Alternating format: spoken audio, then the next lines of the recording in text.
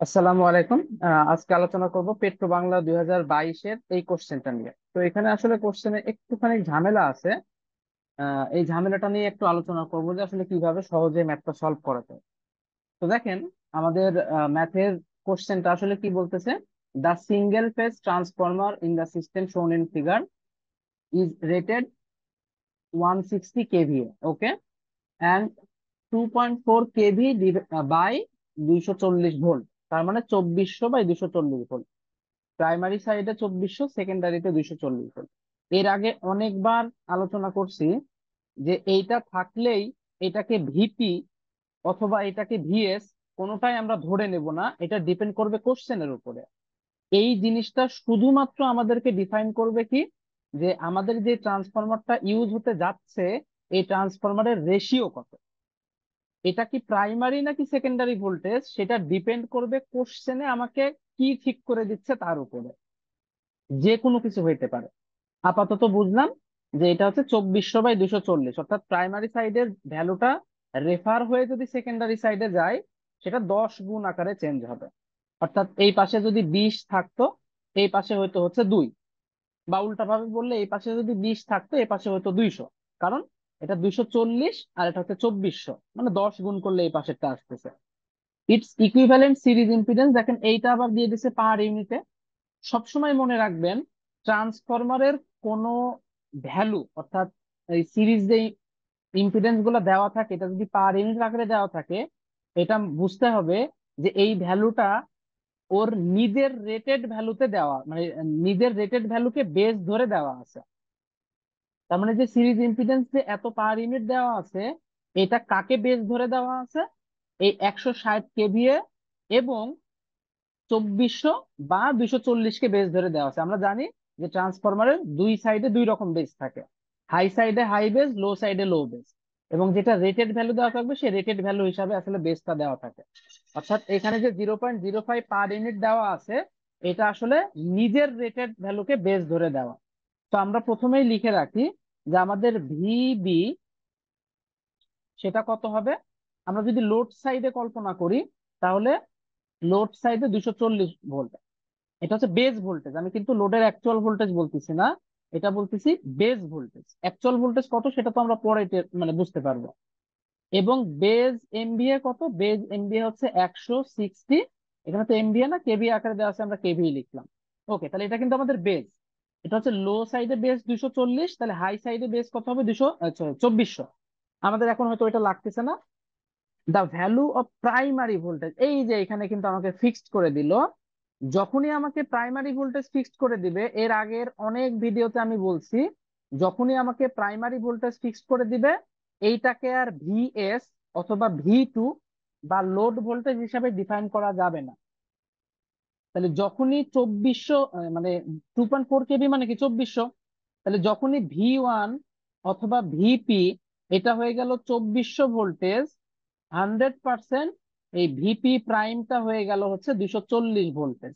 এবং এই সব ভ্যালুকে কাজে লাগায় আমাকে কিন্তু ভিএস টা বের করতে হবে। যে কোশ্চেনে বলতেছে ডিটারমাইন দ্য ভ্যালু অফ ভি2, মানে ভিএস টাই তো আমরা জানি হচ্ছে ভি2 in per unit and in volt, মানে পার ইউনিটেও বের করতে হবে আবার ভোল্টেও বের করতে হবে।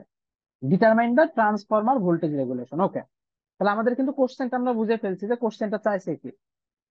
তাহলে এইটাকে যদি আমরা per unit, per phase circuit আঁকাবো, এবং অবশ্যই পার ইউনিট, একটু সিঙ্গেল ফেজ আছে তো এমনিতেই সার্কিট পার ফেজই হবে। তবে আমরা চেষ্টা করব পার ইউনিটে করা, যেহেতু আমাদের এইটা পার ইউনিটে দেওয়া আছে। চাইলে অ্যাকচুয়ালেও করা যাবে, পার ইউনিটেও করা যাবে। আজকে আমি হচ্ছে পার ইউনিট সিস্টেমে দেখাচ্ছি। আপনার যদি মনে হয় যে আপনি অ্যাকচুয়ালে করবেন সেটাও করতে পারেন, কোনো সমস্যা নেই। তাহলে সার্কিটটা হবে মানে একটা এরকম। এটা হচ্ছে আমাদের প্রাইমারি সাইড। যেহেতু দেখেন ইম্পিডেন্সে যে আকারে দেওয়া আছে অনলি, আর কোনো রেজিস্টিভ কিছু দেওয়া নাই, তার মানে সিরিজে শুধুমাত্র একটা রিয়াক্টেন্স আছে। ট্রান্সফরমারের যে রেজিস্ট্যান্সটা থাকে সেটা বাদ দিয়ে দিছে। আর এই পাশে কি থাকে? লোড। এই লোডের ভোল্টেজটা কিন্তু আমরা জানি না। প্রথমে আমি পার ইউনিটে করব, তারপরে অ্যাকচুয়ালে দরকার হয় পরে দেখাবো। যেহেতু পার ইউনিটেই করব তাহলে এটা যে 0.05ই থাকবে, কারণ এটা তো পার ইউনিটেই আছে। এইটার যে ভোল্টেজ এটা হচ্ছে ভিএস, আর এই পাশে যেটা সেটাকে আমরা বলতেছি ভিপি প্রাইম, যেহেতু সেকেন্ডারি হিসাবে করতেছি, যদিও পার ইউনিটে সেকেন্ডারিতেও যা ভ্যালু আসে প্রাইমারিতেও তা ভ্যালু আসে, বাট বোঝার সুবিধার্থে আমি এইভাবে লিখে রাখলাম। আচ্ছা, ভিএস জিনিসটা কত হবে? ভিএস জিনিসটা কত হবে সেটা আমরা জানি না, কেন ওইটাই আমাদের বের করা লাগবে। কিন্তু ভিপি প্রাইমটা কত হবে? দেখেন, বেজ হচ্ছে 240, কোন সাইডের? লো ভোল্টেজ সাইডের। তাহলে হাই ভোল্টেজ সাইডের এটা হচ্ছে বেজ, লো ভোল্টেজ সাইড। তাহলে বেজ হাই ভোল্টেজ সাইড কত? 2400 ভোল্টেজ।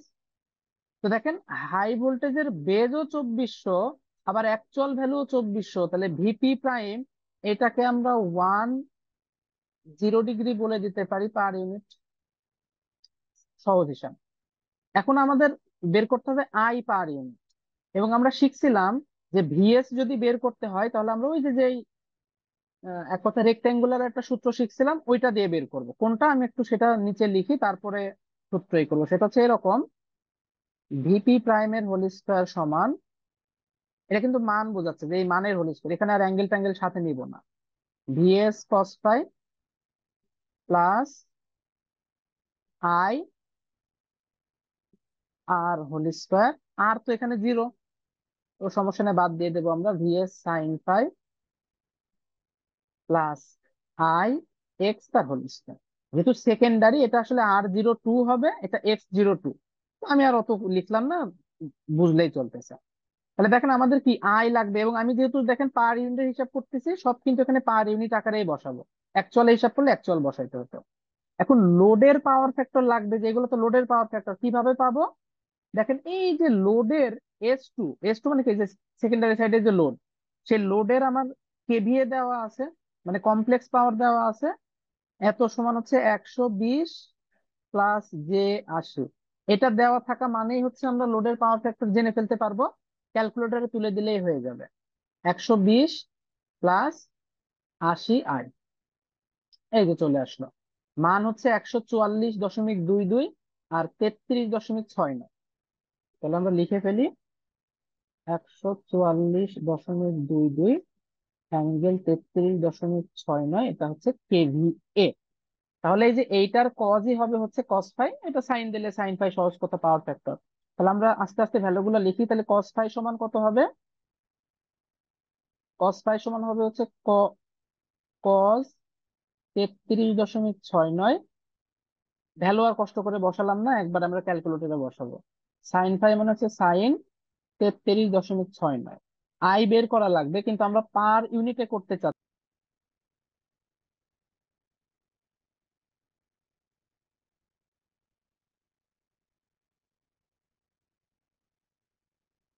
তো দেখেন, আই পার ইউনিটটা কি?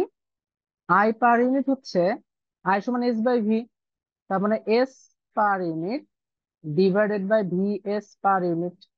Sorry, V S per unit বলার দরকার নাই, আমরা হচ্ছে, আচ্ছা হ্যাঁ, ভি এস পার ইউনিট ঠিক আছে, ভি এস পার ইউনিট, এটাই মূলত আমাদের ইয়ে করার বিষয়। এস পার ইউনিট কত?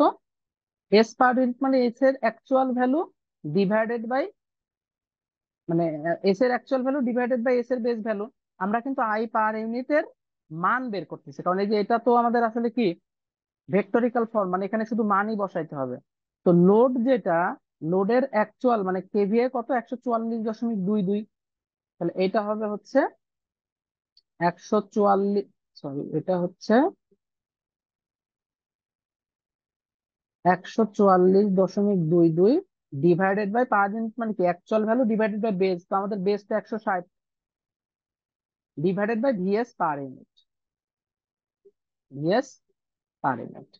তো মনে রাখতে হবে, যেহেতু আমরা সব পার ইউনিট করতেছি, এখানে যে ভিপি আছে এটাও আসলে মানে আসলে পার ইউনিট, এটাও পার ইউনিট, এখানে সব কিন্তু per unit value, per unit, এখানে কিন্তু সব পার ইউনিট ভ্যালু, সবার পার ইউনিট ভ্যালু। তাহলে দেখেন ভিপি প্রাইম এটা কত? 1, প্রশ্নেই বলা ছিল, আর আমরা শুধু মান তুলবো। তাহলে ভিএস পার ইউনিটটা ভিএস পার ইউনিট আকারে রাখলাম। কস ফাই মানে কত? কস 33.69। আর এই যে আই তো মানে আর তো জিরো, এই জন্য এই ভ্যালুটা আর বসানোর দরকার নেই, এইভাবে থাক। এই পাশে VS per unit sine phi মানে sine 33.69 plus I per unit. দেখেন এইভাবে রাখার চাইতে আমরা একটু ক্যালকুলেশন করে মানটাকে ছোট করে ফেলি, তাহলে আমাদের ক্যালকুলেশন করতে একটু সুবিধা হবে। 144.22 ডিভাইডেড বাই 160। তো নিচে তোর এই মান আমরা জানি না, ওইটা ওই রকমই থাক। আমরা আপাতত এইটুকুর ভ্যালু বের করি। 144.22 বাই 160 করলে কত আসে দেখেন, 0.901375।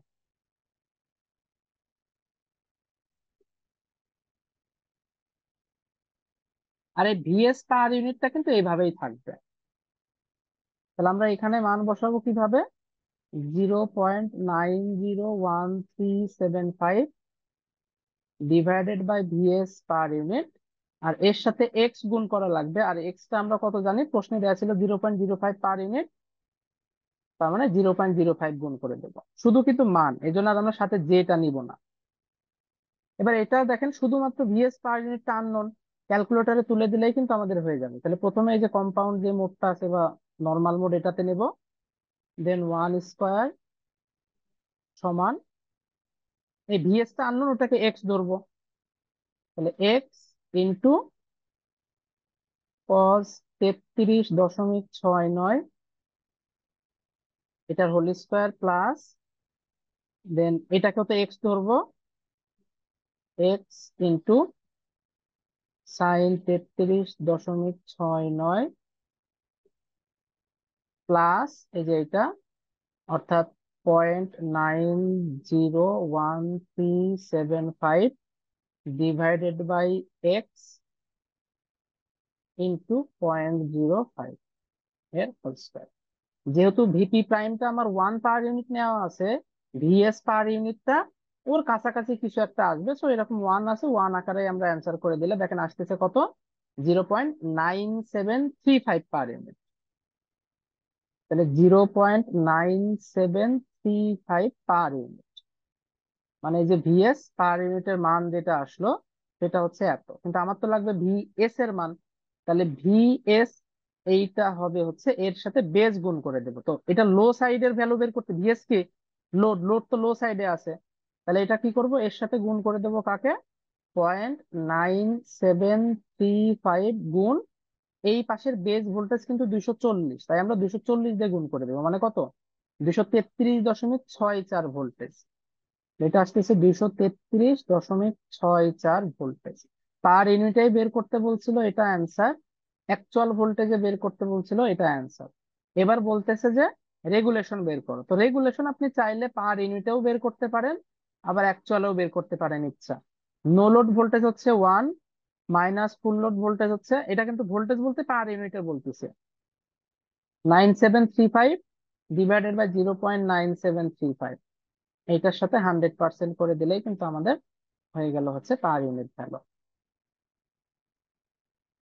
তাহলে 1 - 0.9735 ডিভাইডেড বাই 0.9735 ইন্টু 100%, তাহলে 2.722%।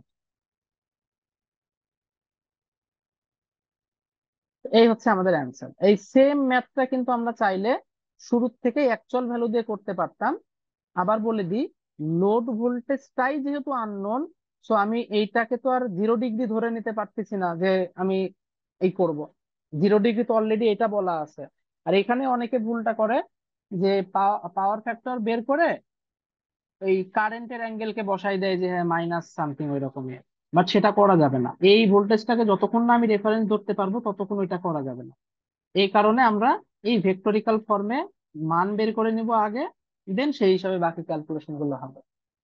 তো আপনারা চাইলে এই সেম ম্যাথটা অ্যাকচুয়াল প্রসেসে করতে পারতেন, তখন অবশ্যই কি করা লাগতো, এই যে পার ইউনিটটা আছে এটাকে অ্যাকচুয়ালে কনভার্ট করে নিতে হতো।